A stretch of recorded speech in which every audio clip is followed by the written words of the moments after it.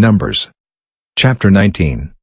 Yahweh spoke to Moses and to Aaron, saying, This is the statute of the law which Yahweh has commanded. Tell the children of Israel to bring you a red heifer without spot, in which is no defect, and which was never yoked. You shall give her to Eleazar the priest, and he shall bring her outside of the camp, and one shall kill her before his face. Eleazar the priest shall take some of her blood with his finger, and sprinkle her blood toward the front of the tent of meeting 7 times.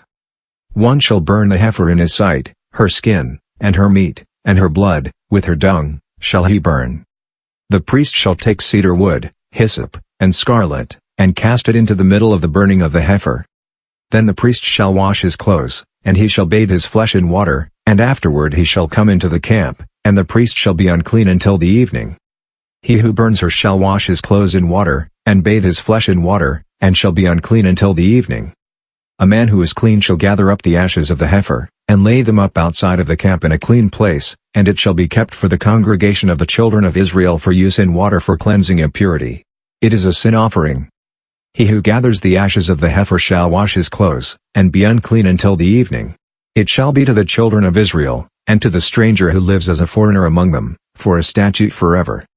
He who touches the dead body of any man shall be unclean 7 days. He shall purify himself with water on the 3rd day, and on the 7th day he shall be clean, but if he doesn't purify himself the 3rd day, then the 7th day he shall not be clean.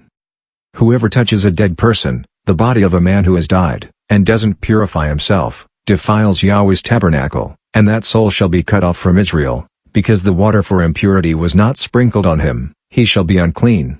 His uncleanness is yet on him. This is the law when a man dies in a tent. Everyone who comes into the tent, and everyone who is in the tent, shall be unclean 7 days.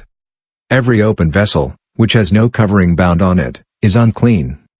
Whoever in the open field touches one who is slain with a sword, or a dead body, or a bone of a man, or a grave, shall be unclean 7 days.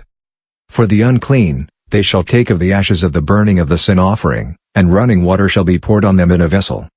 A clean person shall take hyssop, dip it in the water, and sprinkle it on the tent, on all the vessels, on the persons who were there, and on him who touched the bone, or the slain, or the dead, or the grave.